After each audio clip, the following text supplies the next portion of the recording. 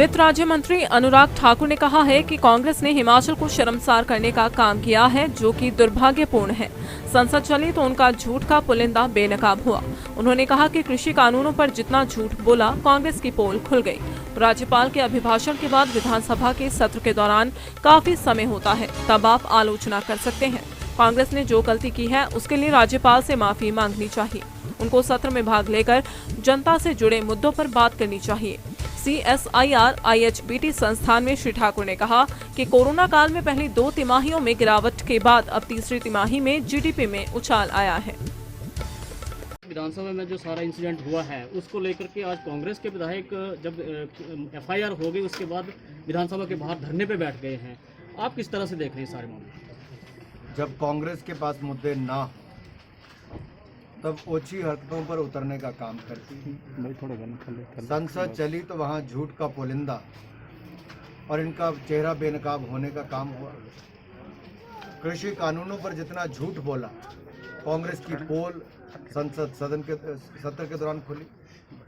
विधानसभा के सत्र के दौरान अगर राज्यपाल जी के अभिभाषण के बाद पूरा समय विपक्ष के पास होता है, अगर कोई कमियां हैं, त्रुटियां हैं, आपको आलोचना करनी है तो आप कर सकते हैं। आप जो चाहें वो देश का, दुनिया का वो विषय वहां पर रख सकते हैं, लेकिन इतनी ओछी हरकत करके हिमाचल को शर्मसार करने का काम जो कांग्रेस ने किया वो दुर्भाग्यपूर्ण है। जिसकी निंदा की जाए उतनी कम है। पूरे देश के 80 करोड़ लोगों को 8 महीने तक अन्न देने का काम किया। धन की कमी गरीबों के लिए कहीं पर नहीं रखी और इसके अलावा 29 लाख करोड़ का आत्मनिर्भर पैकेज लेकर आए। अर्थव्यवस्था जो पहली तिमाही में -24.4% गिरी, दूसरी तिहाई में थोड़ा सुधार होकर -7.7 पर आई और तीसरी तिमाही में पॉजिटिव विकास दर 0.4% आई। ये V शेप रिकवरी जो हुई है, ये नरेंद्र मोदी जी की सरकार की नीति और कार्यक्रमों के कारण देश की अर्थव्यवस्था वापस पटरी पर आ रही है।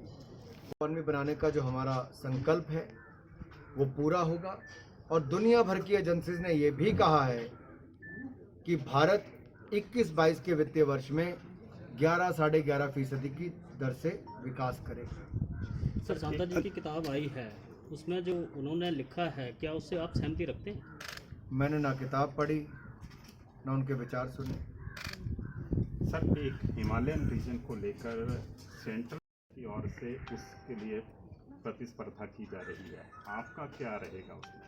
हिमाचल को जितने ज़्यादा से ज़्यादा प्रोजेक्ट मिले, इंस्टीट्यूट्स आए, उतना ही हमारा प्रयास रहेगा।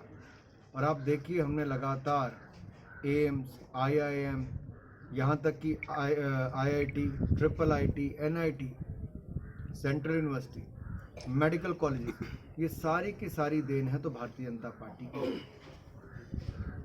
सर, लगातार महंगाई बढ़ रही है तो उसके लिए क्या प्लान हो सकता है? गैस है, चाहे पेट्रोल है, लगातार बढ़ रही है। मुझे लगता है सबको एक बार ध्यान 2014 में जाना चाहिए। 13-14 में कांग्रेस की सरकार के समय 12-12.5% महंगाई थी, डबल डिजिट महंगाई थी। मोदी सरकार में 7 वर्षों में 4-4.5% से कम ही महंगाई रही। सर, लगता है कि आने वाले दिनों में पेट्रोल और डीजल की रेट कम हो सकती है? निश्चित तौर पर ये मार्केट ड्रिवन है, कभी बढ़ेंगे कभी कम। महंगाई को लेकर कांग्रेस ने बड़ा मोर्चा खोल रखा है, सोशल मीडिया पर लेकर सड़कों पे उतरकर कांग्रेस विरोध कर रही है। कांग्रेस को एक बार अपने कार्यकाल की ओर देखना चाहिए। जब 165 रुपये किलो दाल बिकती थी, आजकल केवल 65-70 रुपये किलो दाल है। उनके समय चीनी 56-58 रुपये किलो बिकती थी, 35 रुपये किलो चीनी। अनुराग जी, बाकी वस्तुओं के दाम भी देखेंगे तो सारे दाम कांग्रेस के काल से बहुत कम है।